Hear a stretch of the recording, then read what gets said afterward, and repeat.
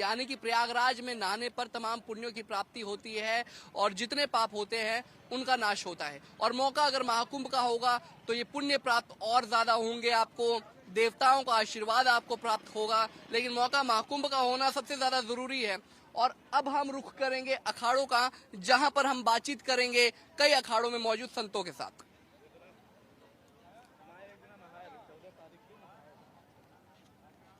इस वक्त हम मौजूद हैं जूना अखाड़ा में। नागा साधुओं का महत्व तो आप जानते हैं, उनकी महिमा को भी जानते हैं, लेकिन बहुत कठिन होता है नागा साधु बनना। आसान नहीं है, हर किसी की बस की बात नहीं है, लेकिन जो बनते हैं फिर वो सीधा महादेव की प्राप्ति करते हैं। इस वक्त हमारे साथ एक बाबा मौजूद हैं। बाबा, कब आपने ये राह चुनी? जी, लगभग मैं बचपन से ही हूँ गुरु जी की शरण में। तो 12-13 वर्ष गुरुजी ने मैं ब्रह्मचर्य रूप में अपने साथ में रखा, अपनी सेवा में रखा, सेवा करता रहा मैं। उसके बाद मैं तुम्हारे इसी प्रयागराज में 2007 में गुरुजी ने मेरे को संन्यास प्राप्त कराया और संन्यास के बाद में ये मेरा यहाँ का चौथा कुंभ मेला है, महाकुंभ है। तो और मेरा नाम विद्यानंद गिरी। मैं यही पूछने वाला था विद्यानंद गिरी जी कि कहते हैं कि संन्यास लेने से पहले, नागा साधु बनने से पहले क्या कोई और नाम होता है और बाद में कोई और नाम हो जाता है? पहले जो जहाँ अपना जन्म स्थली होती है, जहाँ जन्म होता है हमारा, तो वो जन्म भूमि मानी जाती है पहले ब्रह्मचारी जीवन में। तब तक कोई एड्रेस पता पूछता है तो सब वो माता पिता का नाम बताना होता है, घर का एड्रेस बताना होता है, परिचय। लेकिन जब संन्यास हो जाता है, संन्यास के बाद में फिर अपन संन्यास का ही एड्रेस बताते हैं, पता बताते हैं। वैसे ही अपने मतलब आधार वगैरह भी बनते हैं। अच्छा। क्योंकि फिर हमारे उन माँ बापों से वो नाता रिश्ता खत्म हो जाता है, माता का, पिता का और बेटे का।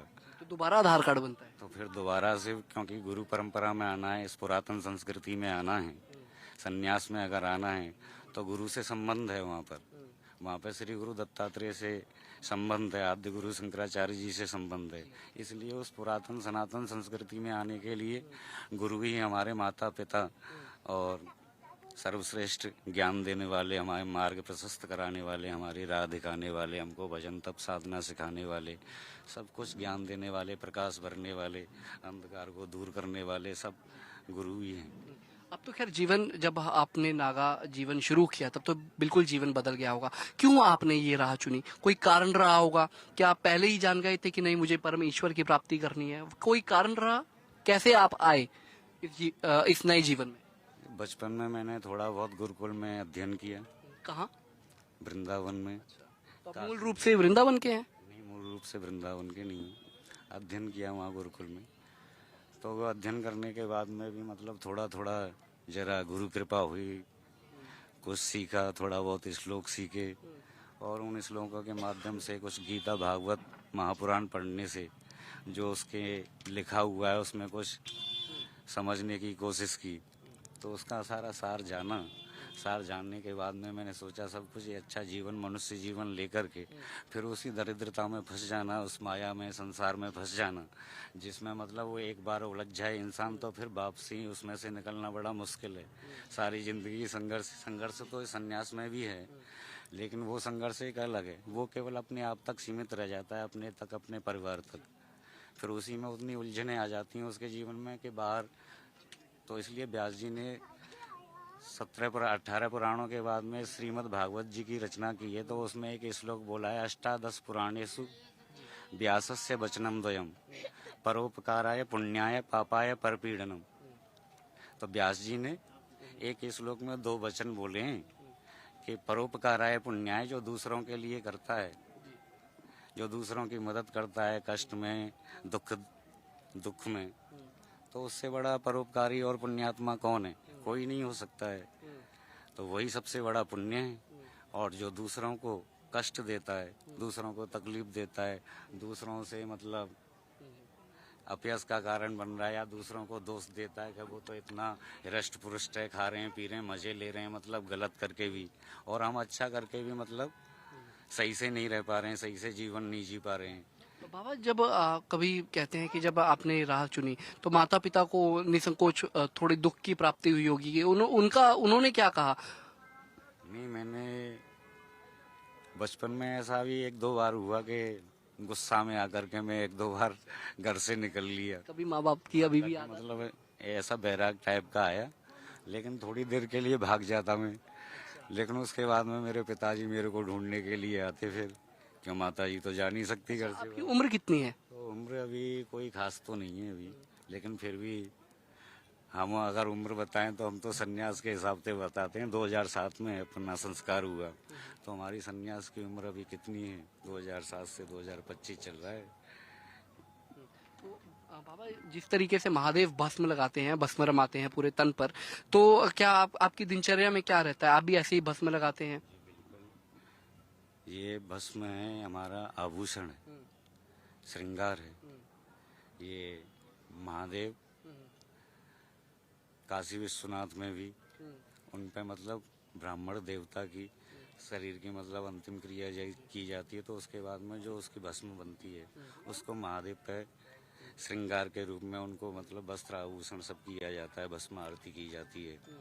तो मतलब ये हमारे वस्त्र हैं। जब जब महादेव अपनी समाधि में लीन होते हैं, मतलब समाधि में भजन राम जी की आराधना करते हैं प्रभु श्री राम, तो बस अपने तन पे भस्म लगाते हैं, जिससे कि सब नंदी गणों को, श्रृंगी भृंगियों को सबको मालूम हो जाता है क्या भोलेनाथ समाधि लगाने वाले हैं।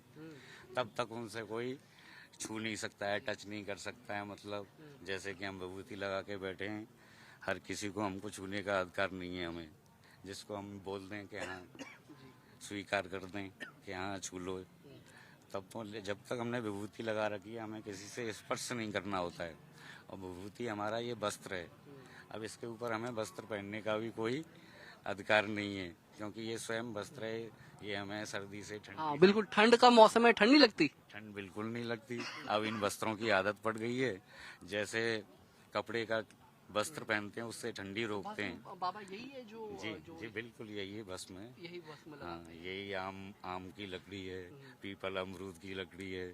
जैसे जैसे प्राप्त हो रही है उसकी भस्म होती है। रोजाना सुबह जागृत होते हैं, सवेरे पूजा पाठ करते हैं इधर दत्त भगवान का, फिर उन्हीं के नाम से इसमें आहुति देते हैं। और आहुति का जो मंत्र बोलते हैं, सात्विकी वेद मंत्र, लौकिक मंत्र, उनसे ये आहुति करते हैं देवताओं के नाम से। उससे ये भस्म तैयार होती है।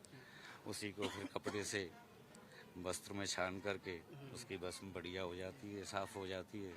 उसी में फिर जल मिला करके स्नान करते हैं, भस्म स्नान। कहते हैं जो नागा बाबा होते हैं वो कुंभ के मेले में आते हैं और अचानक से गायब हो जाते हैं। तो कोई एक पर्टिकुलर ठिकाना होता है आपका, या फिर भारत में भ्रमण करते रहते हैं? नहीं, कई प्रकार के साधु हैं हम लोगों में। जो बाकी में जो नागा होते हैं वो तो कम ही दिख पाते हैं संसार में, या बाहर कम निकल पाते हैं, क्योंकि निर्वस्त्र होते हैं, सबकी मर्यादाएं होती हैं। तो जब सुखदेव जी ने जन्म लिया तो वो तो कुछ उम्र के भी नहीं थे, और जन्म लेते ही वो सीधे वनवास की तरफ, मतलब सन्यास की तरफ जा रहे हैं, जंगल की तरफ जा रहे हैं। लेकिन उनके पिताजी वेद व्यास जी उनको पुकार रहे हैं, बोले बेटा रुको बेटा रुको, क्योंकि कुछ बताना चाह रहे हैं उनको। नहीं, बोले तुम्हारी अभी उम्र ही नहीं है जंगल में जाने के लिए, सन्यास लेने के लिए। अभी जन्म होने की देरी नहीं है और आप जा रहे हो मतलब जंगल में भजन करने के लिए। नहीं, तो ऐसा। बहुत बहुत शुक्रिया बाबा आपका। तो अक्सर आपने महाकुंभ में कई ऐसे बाबाओं को देखा होगा जो जिनका स्वभाव काफी कठोर रहता है, लेकिन जिन बाबा से अभी हमने नागा साधु से मुलाकात की उनका स्वभाव अत्यंत सौम्य है, महादेव के बिल्कुल करीब है। और महाकुंभ के महारंग हम आपको दिखा रहे हैं। कैमरामैन रिंकू के साथ सौरभ, पंजाब केसरी टीवी। जूना अखाड़ा में इस वक्त हम मौजूद हैं। अलग अलग नागा साधुओं के रंग रूप हम आपको दिखा रहे हैं। कहते हैं कि जैसे जैसे वक्त बदलता है जो बाबा है उनका स्वरूप भी बदलता है। इस वक्त हमारे साथ बाबा ने शेड्स लगाए हुए हैं। बाबा आपका पहले परिचय जानना चाहूंगा। परिचय तो हमारा एक छोटा सा नाम है, बाकी गणेशानंद सरस्वती महाराज, लेकिन कोई बाबा इंटरनेशनल बाबा चश्मा। इंटरनेशनल कैसे बाबा?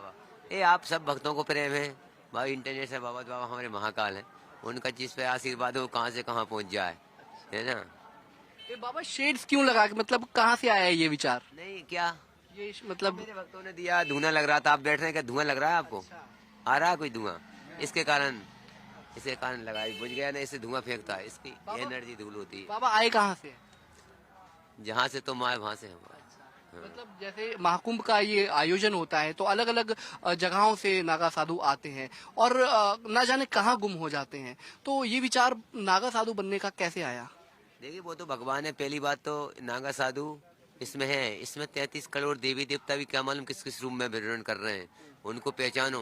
क्योंकि रामायण में लिखा कोई संतों को जानते नहीं, संत दरस पातक तर जाए, संतों का महत्व तो समझो। संत जा रहा है दर्शन करने जा रहे हैं, हंसी कर रहे हैं, साले क्या तुम महत्व जानते हो संतों को? संत का जिस पे सिर पे हाथ धरा जाए कहाँ से क्या कर दे, ये कोई बात नहीं। ये की रही भावना जैसी, फिर भी मूरे दिन देखी जैसी, जो जैसा करेगा वो वैसा भरेगा। बाबा कब आप नागा साधु बने, थोड़ा हमें अपने बताएंगे? देखिए ये हमारा आज का तो नहीं हो सकता, पूर्व जन्मों का हमारा कोई अच्छा कर्म किया होगा, हमारे माता पिता ने इस जन्म में आके चोला मिला है। आज मैं तुमसे कहूँ मैं 10 लाख रुपए दे रहा हूँ, नागा बाबा बनेंगे क्या? बनोगे क्या? नहीं। तो करोड़ों लोगों में से एक आध की भगवान कृपा होती है कि उस गांव का उद्धार हो जाए, उस परिवार का, उस कुल का, और तुम जैसे भक्तों का अगर उद्धार कर दे, वही सन्यासी नागा हो। ये सब हमारा परिवार है, माता में सब बेटी हमारी माता, सब में हमारा परिवार देखते हैं, तो हम जब कोई हटकत हो रही है। बाबा कितने घंटे सोते हैं, क्योंकि कहते हैं ना कि सोता नहीं है, अब जितने 1-2 घंटे भगवान सुबह दे, ऐसा कुछ नहीं। साधु कभी सोता नहीं है, साधु 24 घंटा जागता रहता है। वो तो भजन करता है, कम्बल ओढ़ा या बाहर बैठे, साधना करने कोई जरूर नहीं, करो बैठ कर मैं दिन भर माला फिर उठाना, ये कुछ नहीं है। जो जैसा करेगा आप घर में भजन कर सकते हो, भजन करने के कई रास्ते हैं, चलते चलते भगवान को याद कर सकते हो। एक घड़ी आधी घड़ी आधी अपने आप। कुछ ऐसा भी होता है बाबा जब नागा साधु बन जाते हैं, कहते हैं कि जीवन बहुत कठिन हो जाता है, तो कुछ खाने पीने पे भी प्रतिबंध रहता है या कुछ भी, मतलब जो कैसे कुछ भी कैसे खा लो, जो सबके भोजन है तो वही तो तुम क्या खाते हो? हम तो दाल रोटी अलावा कुछ नहीं खाते। तो आजकल ये हो रहा, तुमने बोले जो कुछ खा लेते हो, तो आजकल कल लोगों में बहुत उल्टा हो रहा है। पहले जो कुत्ता खाते थे, जो भोजन कुत्ता करते थे, वो आज इंसान कर रहा है, और जो इंसान करता था वो कुत्ता कर रहा है। तो फर्क देखिए आप कितना हो रहा है। हड्डी तोड़ोगे हड्डियों जैसे बोलोगे ना, वो तो कहाँ से कहा होगा। तो आप अच्छा खाइए, अच्छे विचार होंगे। एक बात और कहना चाहूंगा कि जैसा खाओगे अन्न वैसा होगा मन, और जैसा पियोगे पानी तो वैसा बोलोगे वाणी। ये खान पी से सुरक्षित रहोगे जब, तो हम देख सकते आप अच्छे ही नहीं है। गंदगी खाओगे, कीड़ा भेजते तक बुद्धि कैसी होगी? जैसा खाओगे बुद्धि, राक्षित क्या खाते तो उनकी बुद्धि कैसी? तो ये खाने पीने का बेहद विशेष ध्यान रखें। हमारी माता बहन आई हैं, उनके बच्चे भी आए हैं, उनको अच्छे संस्कार दो माता जी, उनको पढ़ाई लिखाई दो, उनको बेटा मंदिर जाओ, टीका लगाओ। ये हिंदू सनातन की पहचान है। ये नहीं कि मैं बेटा कहाँ जा रहा है, कितने बजे रात का, ये कोई कर्म नहीं है। उनको अच्छे संस्कार दो, पढ़ाओ लिखाओ, एक उनको अच्छे स्कूल में डालो। बहुत बहुत शुक्रिया बाबा। तो इंटरनेशनल बाबा की तस्वीरें हमने आपको दिखाई और देखा आपने उन्हें और उनके विचारों को भी जाना। तो बाबा ने क्या कहा कि जैसा आप खाएंगे वैसे ही आपका मस्तिष्क काम करेगा। कैमरामैन रिंकू के साथ सौरभ, पंजाब केसरी टीवी। हमसे जुड़े रहने के लिए हमारे YouTube चैनल को सब्सक्राइब करें और नई वीडियो की नोटिफिकेशन के लिए बेल आइकॉन को दबाएं। अगर आप ये वीडियो Facebook पर देख रहे हैं तो लाइक जरूर करें और ज्यादा से ज्यादा शेयर करें। धन्यवाद।